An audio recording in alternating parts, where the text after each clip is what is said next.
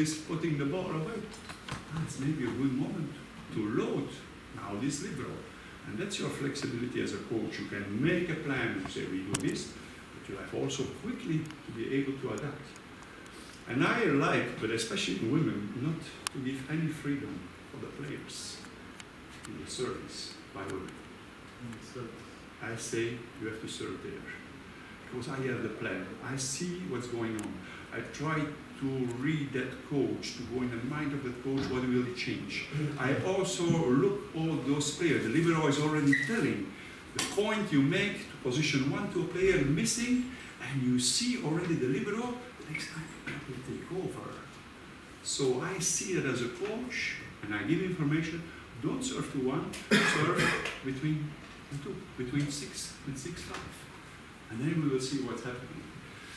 It's a thing personally that I like to take over, because I think it's already difficult enough for a player, and sometimes more stressful, when you see and the coach is telling you 5. Okay? The players have to get used to listen to thing, but 5, and that sense is the freedom. 5 can mean a lot. It's short, it's left, it's deep, it's right. Is not on the player position 5. It's in zone more than on a player. Do you do it during the training also? Oh yes, you have to do that because they are coming. It's not easy for a player at 14-14 in a tiebreak, and I'm saying this too. They are already. I have to do a short service. Then you see after a while they are used, because on training you can never imitate the real situation, but you can create a situation. It's 14-14, and I ask you to do this. Then you see the player. Then it's about relaxation, about breathing. You tell them one time. There is a ritual. Service for me is ritual. There are players, they receive the ball, they turn, 1, 2, 3, pam, pam, pam. It's rituals, but it's bringing you, I will talk about that, in a mental state that you are really ready for the service. Everything is going away. You are just busy with your ritual. It can be breathing in, breathing out. It can be steps. It can be bounces. It can be turning. It can be everything. But everybody should find their ritual and after a maximum focus to serve. But isn't it reducing the power and the quality of the serve if you give them the information before? So they try to serve to the point that you make, but maybe the serve is not strong. I have my reasons why I do that. If I ask to serve short there, it's connected to a block defense organization. No, short is okay, but when you want a normal serve to position 5, let's say, or to the area, the zone 5, if you say serve to zone 5, maybe the serve will not be as good. This is training. Okay. You have to trust yourself and say you go for it, or not to put the ball over. But service is also, if before me that one missed, and that one missed, 3 misses, and then the coach is telling me 5, I'm already happy. Okay, I say 5, but please put the service in. We want at least to have it. Then you are not going to serve so difficult. But you can see there's also the difference between a good player and not so good player is they're there to take the risk. And they are trusting their service. They did it so many times. They're coming in a state and they just go. But it's an element, it's the only element in volleyball where you are alone with the ball and you put the ball on the other side. This is a lot of mental work, and because it's the only action that you are really alone with the ball, and I have to put it there. And every situation is going to be different. The point, the score, the public.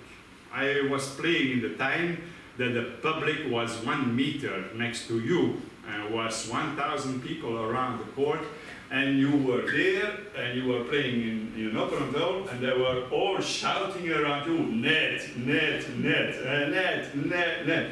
You have to be strong for them.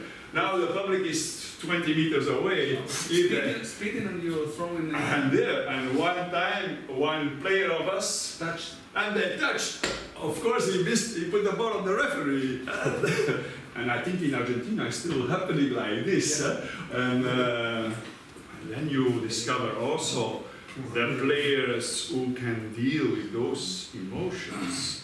Some players go down, and some players, they love it. When they see, when you are shouting more, they say, oh, it's like an encouragement. Well, they are all for me. That's the difference, okay? But that's character, okay? Some players can deal with some difficulties. Good. Statistics. Oh, big curve. Video, of course. Now it's so easy, huh? You have that tablets there, you can take video during the training, just show your last attack, boom, boom. There are even screens on the training score, they put, okay, look, and because the coach is telling, oh, why didn't you block? And I said, I couldn't, I have no time. Oh, stop, look the video, boom, boom, boom, and they're practicing like this. It's a fantastic tool, and for me, it is more than this, a lot more, because you see it is visual, and you learn always more from visual than with numbers. And numbers are so irrelevant sometimes. Egon has a score of 75%, but all the game she had a small, I'm inventing a situation, she had a blocker of 175 in front of her. Maybe 80% is not good for her. And then you have a smaller attacker, and she has Boskovic and Razic in front of her, and she is only scoring 35%. 35% against that block is not so bad. So this is very, very dependent of all the situation. That's why it's stupid. I really don't like to give the numbers after the game. Of course, now everybody, when it's reached, they see it, because the interpretation of the numbers is so hard. And they just look, the middles are looking how many balls I get. Oh, 10 balls. Am I practicing 20 hours a week, jumping 500 times every week to receive 10 balls in a game? Am I going to continue that for 10 more years? You ask a tennis player on the court, you can touch the ball only 10 times today. You say, okay, ciao, I change sport. It's so difficult. Still, they have an important, very crucial role in our game. But it's hard, and you know, the more the service gets difficult, the less first tempos you can play. When it's good reception, the play is getting so fast. The middles are difficult to read the game and to touch balls. And still you have to keep those players alive, because after the service, they are out. And then that coach, you put them out, and the middle blocker is out. It's the end of a set. And the next set, you're starting in rotation with that middle player in position 1. During 25 minutes, she didn't touch a ball. But still you want that the first ball she gets, when she comes in, it bang, bang. Those players are exceptional for me who can do that. Huh? And it's very hard mentally to play like this. That's also in my training. I think all of you like to do it. If you just practice rotation training like this, it's a little bit boring after a while. So you invent all different situations. You score the side out, you receive a free ball or a down ball like this to make it more fun, to work with big points. It's motivating for the players. The only thing is sometimes you lose the reality of the game, because the reality of the game is every rally, 15 seconds break. What are you doing? So if you train really game-like, it's boring. It's boring. It's every 15 seconds. In the game, no, when you play the game, because there are all the emotions, there is public. You come together, you cheer and like that. But if you are going to train always like this in the training, it's not all. So then you, as a coaches, you prefer to intensify it. And I also like more trainings of quality of 1 hour and a half, 2 hours, maybe 2 hours 15, but the last 15 minutes is very individual work with some players. Then really the game like training sometimes. Rotation training is important. We spoke about yesterday there, okay, I like to work, the further I am from the competition, the longer I work on the same subject. For example, side out, it's 2 weeks. Every training is side out training. And in volleyball, women is service and reception, is the red wire, it's every training. In the beginning of the training or at the end of the training. But side out training, we do 2 weeks. Then I can see the fruit. Then 2 weeks, I take block defense. Then I'm coming back 2 weeks side out with a little progression. You were the last time, this can be better, this can be better. And you study your rotations, where were the problems. And you go back to block defense. And then we are coming shorter to the competition, 1 week. 1 week. I don't like in 1 week a seminar. Monday defense, Tuesday block, Wednesday block defense, Thursday side out, Friday little game. I don't like it. Just a repetition of all yours. No, it's better, I think, even at a high level, if you work in blocks, we do this for all the week. It's a primary goal, and we have a secondary goal. And always, and it makes you much easier for you as a trainer to stay in that subject. And when they are then doing side out, I am giving only feedback to my attackers and to my receivers. Say, hey, there you have to move faster. There you have to use it. I'm not worried about block defense. I'm not going to correct then the block and the defense. No. Okay, I stay with my subject. I correct the side out. In the other 2 weeks, I correct the block defense. It's also in the game, during the game season, or just before the In the pre-season and in the, because you make a plan, you know your opponents. You know, or I am a top team, or I am an average team, or we play for not going down. okay. The most difficult group is the middle. The middle. When you are belonging to the middle, every game is like this.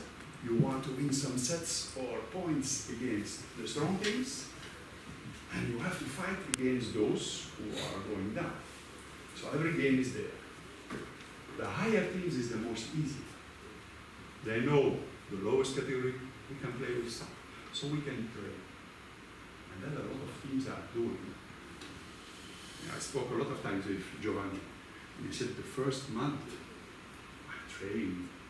I don't care about the result of competition. But then it's coming the Champions League. That's becoming my first goal.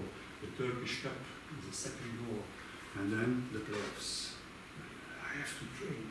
Otherwise I cannot make any progress. If I'm just preparing for one game and then the other game and then the other game, I miss something.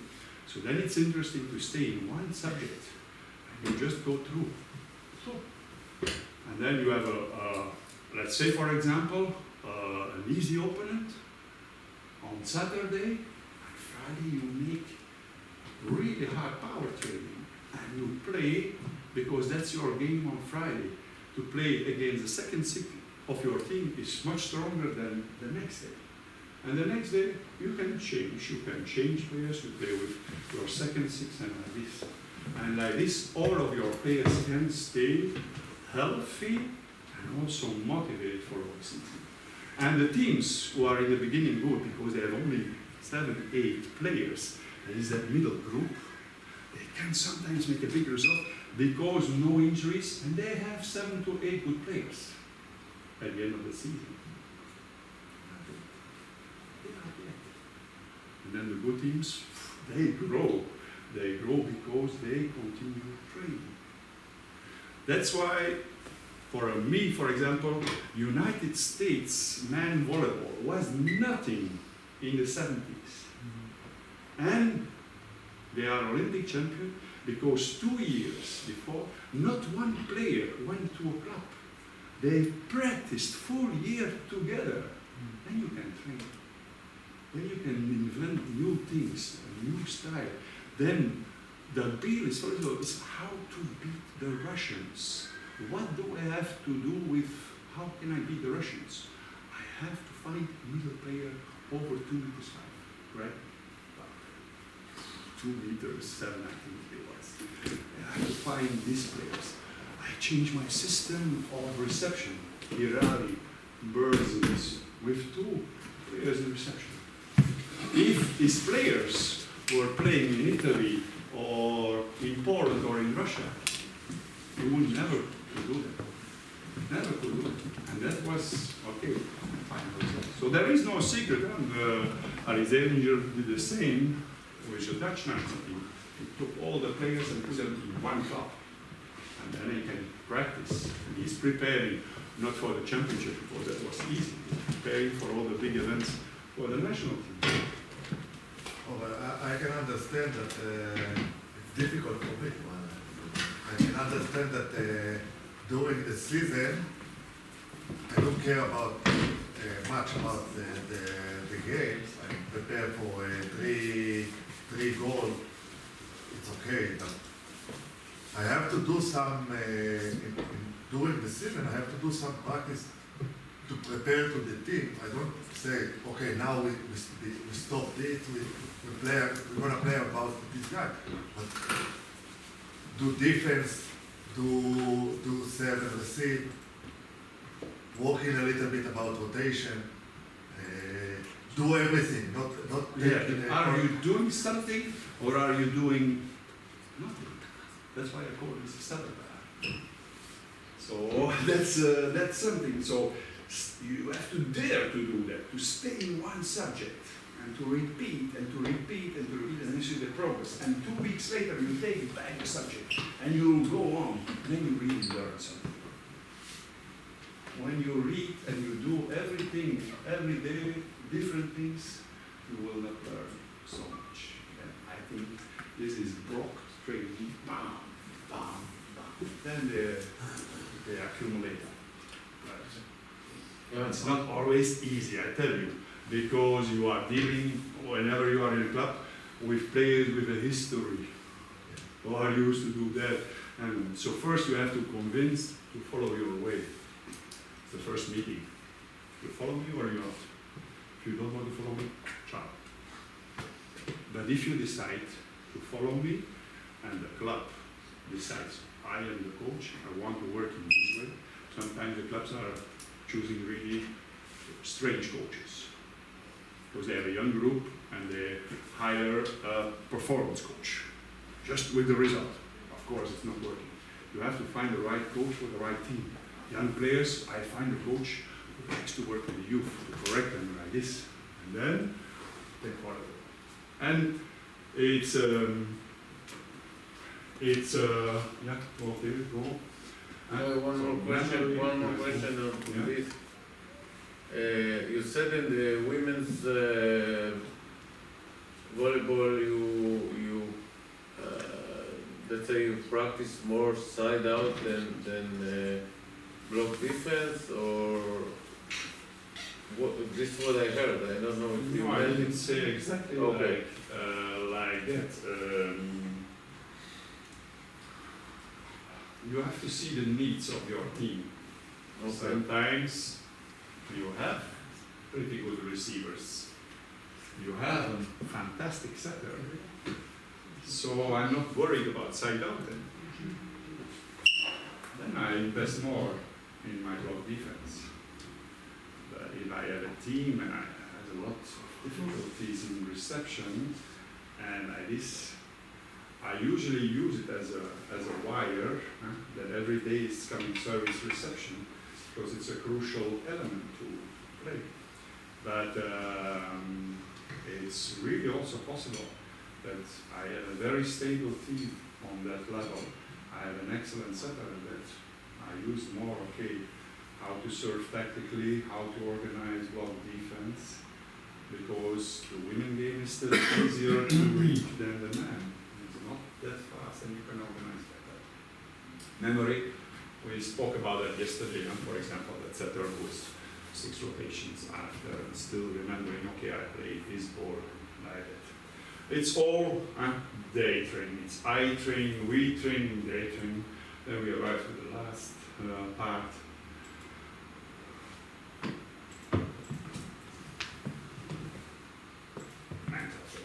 First time that I was 15, I think, and the coach in my team said, Jan, you can play. My brother went on ski holiday. My brother was a setter, and it was an obligation. He was studying physical education, and he had to go 2 weeks in the winter on camp. And he said, Jan, you have to play. My brother afterwards never entered on the court anymore. But he was 1 week, he was angry, and after he became my best coach. He practiced so much with me, and I have to thank him so much. Unfortunately, he died in 2015, but he was my soulmate, my best coach. He guided me through all the difficulties. And but we had a coach at that time. I'm speaking about year 75, 76. He gave us a paper, mental training. What is this? Psychology.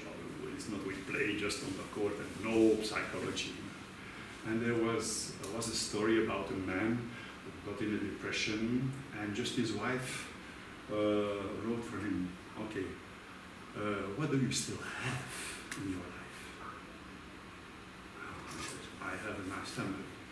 I have a good job. I have 2 beautiful children. I have this, I have that. And then at the end of the day, what are you blaming? You have all the essence.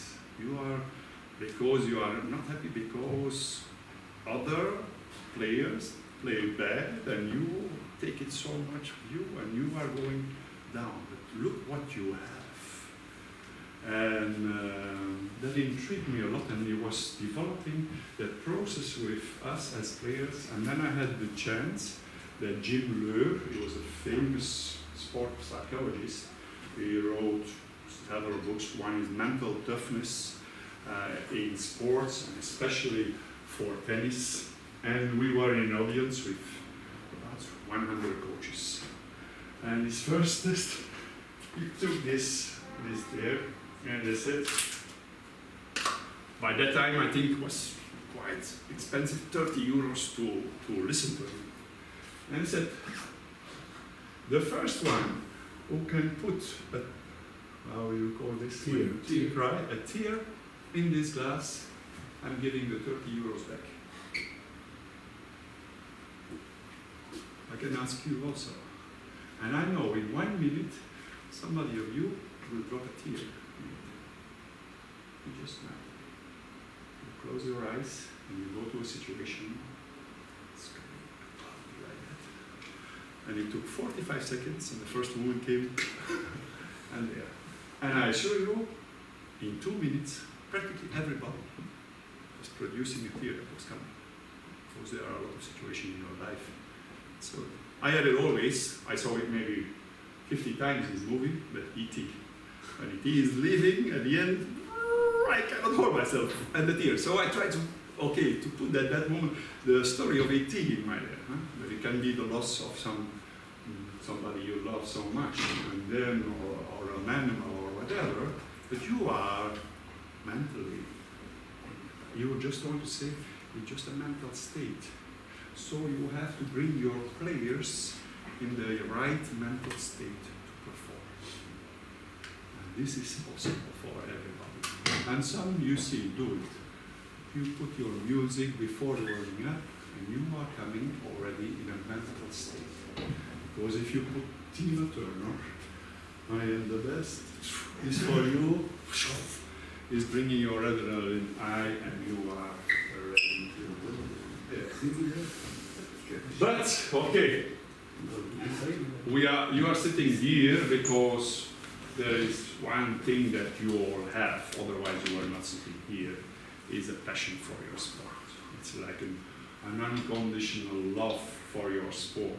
No matter what happens, once volleyball is in your heart, it never disappears. You are in love of the sport. There are some nice movies about this subject, but for me it's important. It's like a mother and a child. The child can do something really wrong, but the mother or the father are going to take always the child and to say, for house, you are always welcome. But okay, you bang with your head against the wall, please, we prevent you, don't do it again, okay? But you have, this is unconditional love. There are some keys of success. First of all, success. Success for me is not the number of wins. I don't like the American statistics. This coach, 700 wins and 250 losses and blah, blah, blah, blah. This is not important. Are you a good coach? Because you are always one? Maybe you are okay, you have something, of course. You have also the luck that you have good players maybe. Or, for me the success means how many kids, how many players could you inspire to work every day, to play volleyball, to train every day, and you see the twinkling in their eyes when they touch the ball. That's my success. If I could inspire a lot of children to play volleyball and I can give my passion to them, this is success for me. And then it goes about some piece, attitude. I said just a few, all of you for sure in a meeting room you said it. Over my dead body. You have to fight for every point. Never give up. Hard but smart. And like this, there are a lot of lines like that, okay? It's just what do you want to express to them? It's about attitude. And this is about fans, but also what do they like? They are not going to be your fan anymore because you are losing. No, when your team is fighting, going for every ball, talking, enjoying the game, the fans coming back. Oh, she likes those kind. They like those kind of players who are giving everything on court. So the key there in the attitude is, in our sport, is to forget quickly the past, the action before. It's to play the game point by point. One point is finished, you come together and then you focus on the next part. We are in reception. We organize our reception. The setter is giving the signals. The middle is repeating the signal, and like this. We are occupied just playing the next point. And if the score is 20-20 or 24-24, some players don't even realize that they are at the end of the set because they are just always in that tunnel for playing the next point. And you can make, as coach, a big mistake is to talk about, during the game, about the past or about the future. You have to bring them always in the now. So the score is 24-24. The other coach was asking in the now, team's coming to you. They breathe, they are helpful, say, okay, stay calm. Listen, that one is in service and the organized team block like this. Setter, okay, our first option is like this, and okay, we go. And you focus on the point and not about the outcome. Okay, we have to win, we have to win. Oh, you are doing nothing. Hey, come on, you have to play. Of course you have to play, but you have to give information that they can use for the next one. And it's to relativate also, it is a task of a coach to relativate the success and the defeat.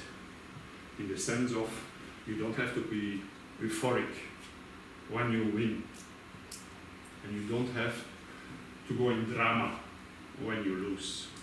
It's more difficult with women. When they lose, they always cry.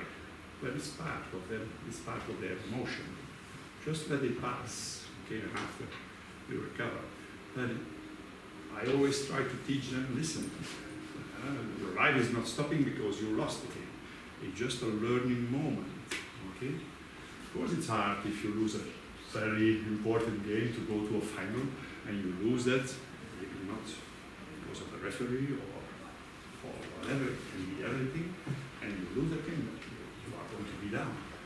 But it's up to also your task as a coach to bring the team back quickly to relativate things.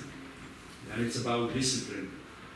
It's not only the discipline about your own body to make that you are always healthy. It's about, I call it, it's a principle in volleyball, it's before, during and after. Every situation in volleyball has a before, during and after. And that's also for your personal discipline. We win, okay, we party. And then it takes you 1 week to be again in the same shape. That's why, okay, you cannot do that. You can do that at the end of a big thing, and there is a longer break. But if you take alcohol in your body, and you didn't take alcohol for 1 month, it's an atomic bomb in your stomach. And before the alcohol is rid out of your body, it takes you minimum 1 week to perform at the same level as before. So watch out with that. This is the advice you have to give your players. And they have to be careful in what they are eating. And now, in more time, was nothing like that. We had no psychologist, no dietist, what to, your mother is cooking this and it's delicious and you eat. And now you have so many studies about the food, about that. And then when you see the players now, they are looking more physically ready and like this because all this is better followed up. And it's a necessity if you are at the top. As a coach, you have to find the best persons around you, a good psychologist, a good dietist, a good physical preparator, to protect also yourself, but okay, to make the players in the conditions that they can perform always at their best. Of course, it's a lot of sacrifice, and I don't know, do you make a paper with rules, the rules of training and the rules before a game? And you give it to your players, before I gave it. So everybody is 1 hour 30 before the game, you are in the gym. 1 hour I enter in the dressing room, I give the last speech or just a yell, and 45 minutes you start the warming up. It's all very well organized, warming up till the last second, and then it's the game.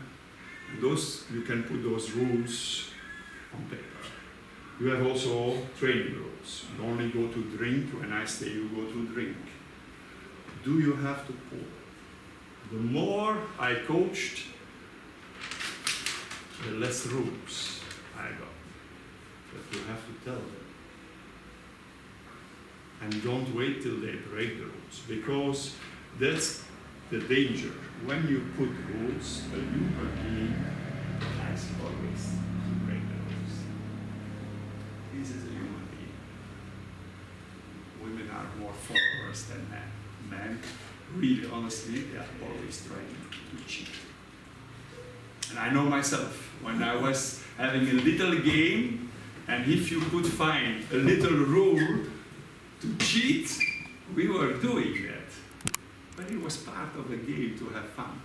Women know these are the rules. We don't step out.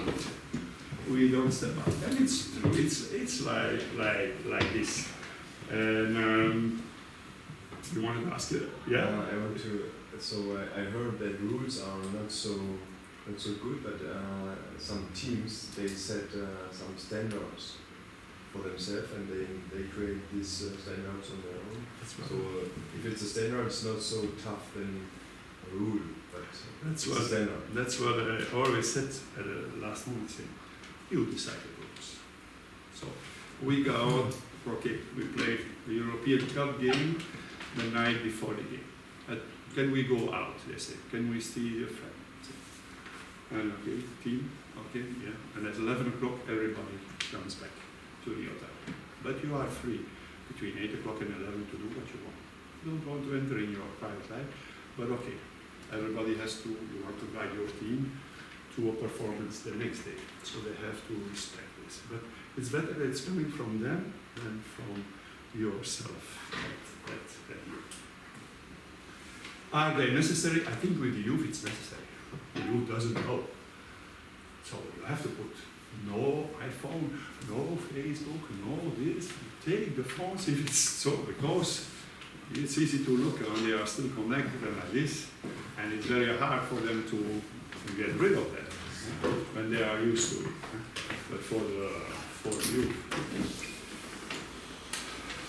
I forbid it one time in my life when I was in Tenerife as a coach. I entered there in Tenerife. I was coach there. And there were 3 or 4 foreigners, and they were sitting on the table to eat. And all the foreigners were there, and the others there, and the coach is there, and all with the phone. And you are sitting there in the beginning. I didn't speak Spanish so well. I'm sitting there. They're saying something. Yeah, we're busy with that. And at the end of the meal, I said, "Stop, girls. It's impossible like this. From now on, all the foreigners who are this person, you are in between. We only speak English because they don't speak the language, so we all speak English, and we put the phones away." After 1 week, when they did this, they loved it. They started to talk stories and nights. And then, of course, me with me. One Canadian asked, "Okay, you finished the salad, the soup." He said, "Can I go home?" "No, you cannot go out. You have to wait till the end." This is a team. It's the same as a training. To eat together is the same. You have to build in some freedom also in that. For example, for me, okay, the lunch, the dinner are always together. The breakfast, I let it free. Between 7 and 9 there is a breakfast. You are free. Because there are morning persons and there are late wakers. And I don't want to sit in front of a face going there and like this. No, she's going alone at 9, 5 to 9. And then the others, they are 7, they are already energetic and they can go and then they can make a walk and they are really living in the morning. And others, they wake up around noon, they start to get up. No, it's not in junior, or also junior. Absolutely, you can do that.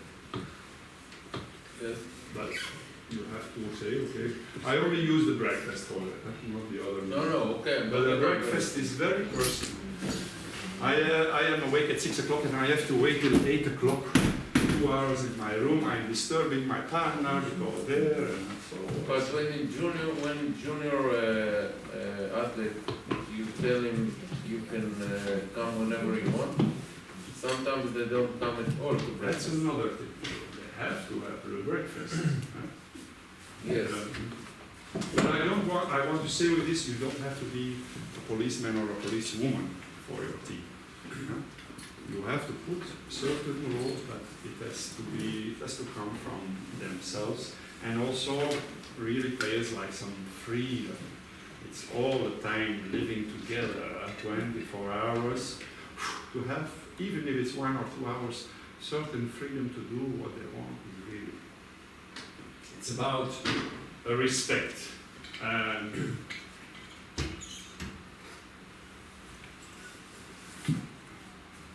I don't have to tell you. Once I always recommend everybody to go once in their life to Japan and to a volleyball team in Japan. This is respect. Respect for the material, respect for the coaches, respect for the ladies who are cleaning the gym. I like this. So this I try always to teach my players. I don't want to see this cup after a training instance there. It has to be. You put it there. Okay?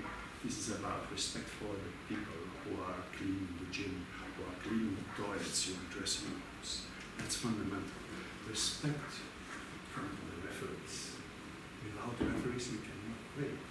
So it's better to say like this already, not go on a strong discussion or insulting like this. It's not done. It's not good. You respect those people. They are also, I think nobody has the intention there to destroy the game. They see what they see, and they are all human beings. Sometimes they see a ball just out while you think the ball is in. Now the challenge is okay, more correct, but there are a lot of competition in our challenge, and still you are depending on that referee. But the thing is also, if you start to insult him, you know what's going to happen. Say yellow card, maybe a yellow and a red card, and then you are out. Is this good for your team? Is this good for you? No. So, okay. So, sometimes it's maybe too much, and your players are going also like this. But I want to say, in general, respect those people because they are the leaders. We are necessary for the respect and openness. Without other teams, never say in your life something really bad about an opponent. You need them to play against. And you use, okay, if they are insulting some players of your court, you just find a way that he's wrong. If you are insulting me all the time on the net, oh, you little one, I'm turning, I'm going to my own teammates. And I don't even give you a look anymore. And every time after in volleyball, I see you, I go on that side. I don't want to see your face anymore in my life. But, okay. If you are doing like this, no problem. But I don't go into the battle because I want to keep a certain dignity.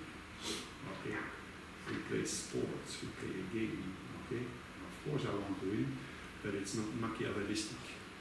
It's not that all the goals for we'll put a goal and we use all the means what we have to reach the goal. I don't like it. I don't like this. And unfortunately, there are too many situations like this. It's respect when you are a head coach of the team is to respect your staff. Little by little things. To say every 2 weeks we come together one time, a little dinner or go to drink coffee, that you respect his work. You say, okay, this is really good, I like of you, but maybe there we can do a little thing better. Doing this addition, doing that, and you always, okay, respect a lot your. Good, next. Motivation. The only good motivation is when it's coming from the inside, is your inner motivation. If you have players in your team who play only for the bonus or the president came into the dressing room, if you win tonight, okay, we are going to the restaurant. I always forbid the president to come into the dressing room. Say no. He's looking, come after. You have a plan in your mind to go to the restaurant, tell it after, not before. You don't want to put them in a stress situation already. I just won. I had a really terrible story like this in my life.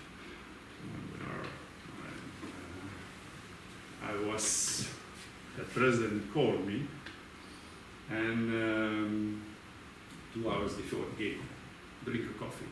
And he said, what are you going to tell in the dressing room to the team? I say, okay, what you do? So 1 hour before, I enter in the dressing room, and the president is coming next to me. I want to speak to 5 minutes. And he's telling, for God's sake, all the things what I told to him, he's telling to me. And then he's doing, you have something to add, coach? Then you are there with a mouth full. No, thank you, Mr. President. I think you said everything.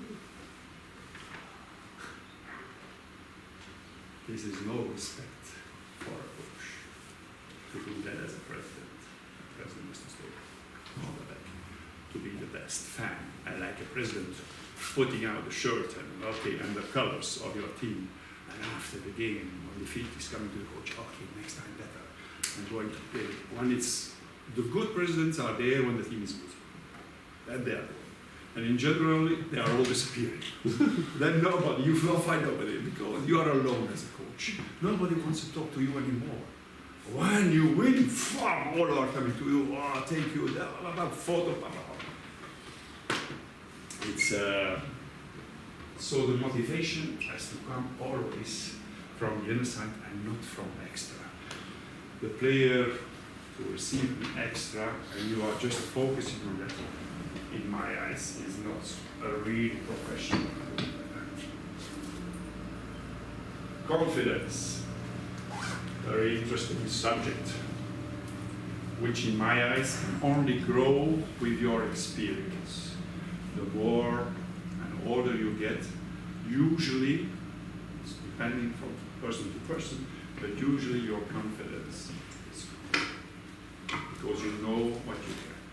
So what is the task for a player who is confident is to help your other players who are younger, who are not so confident. And it's by little things, to clap on the shoulder, to go to your setter after a good set to say, wow, great set, man, wow. And it's with the eyes. A lot of players kill each other already with the eyes. Huh? Or they do movements like this. All the attackers know better than the setter how the ball was. And the setter knows perfectly when he was giving the set, or she was giving the set, if the ball was close enough, or too close, or too far. She knows perfectly, but no, that has to say. I hate those things. And you see that in every ball of the warming up, they have already an eye contact with the setter. And stop with that. If you are going to do so, I will throw. And I throw the ball for you. And you cannot say, and if I throw the ball, you don't say to the coach, like this or like this. Then you do everything. Then you can attack on every ball. But when your setter is there, then you have to criticize her all the time for this. Some setters can deal with that. They like that they do that.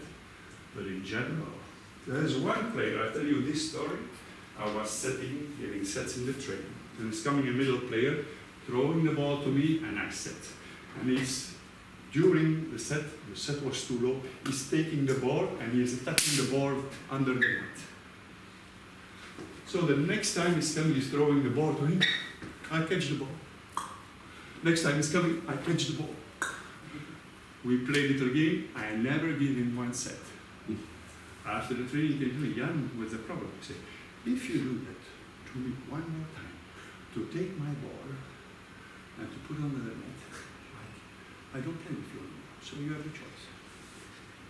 It's about power in a team. A setter has to be a certain leader, otherwise they run over you all the time. But this is just an example that, okay, no way, this cannot happen.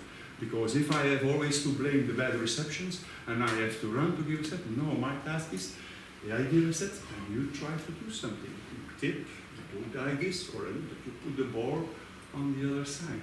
That's characteristic of a good player. Fun. So hard to have fun during the game. Me too. When I was, I mean to have fun, because it's a focus, concentration. I was always white when I played, just because of because you want to do perfect every situation, and you forget to deliberate the thing. For a setter is more difficult to burst out. The attacker is more, it's an explosion and then it's like that. But also, I enjoy as a coach to see players with big emotion, who enjoy coming together, catch each other, bam, and then going to the next place.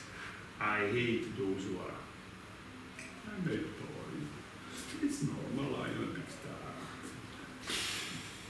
No, volleyball has to be different.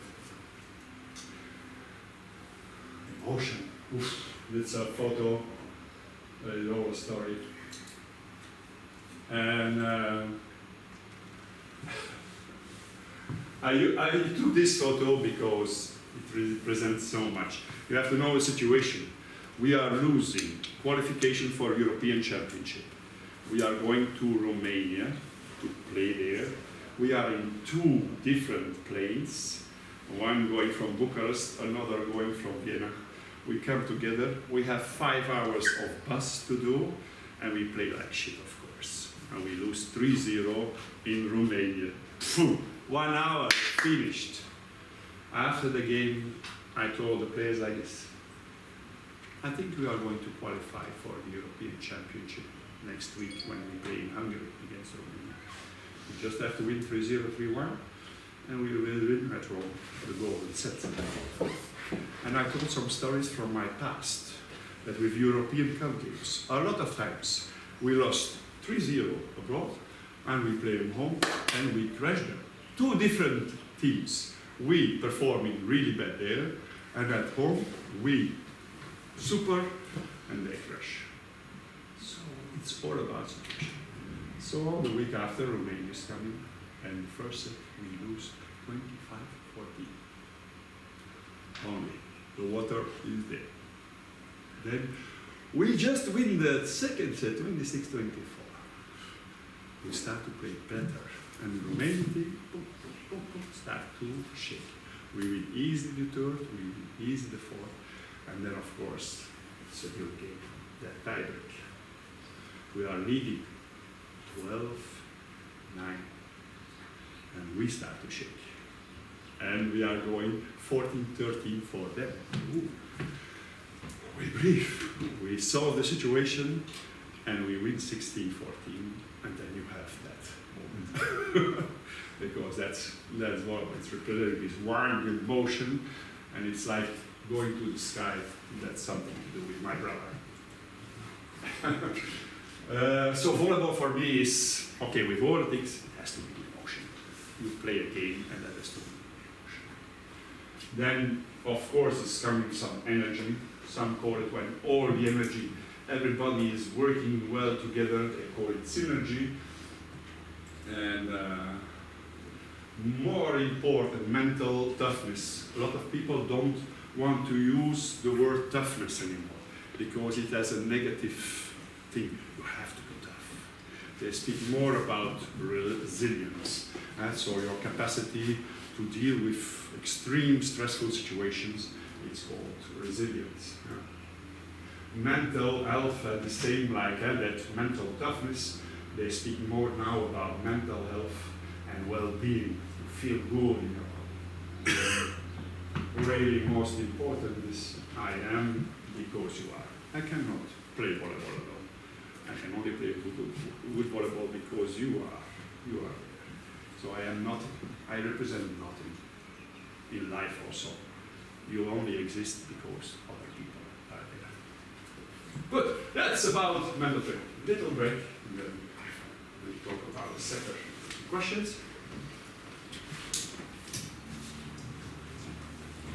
Okay, 5 minutes? 5 minutes? Yes, okay. Good.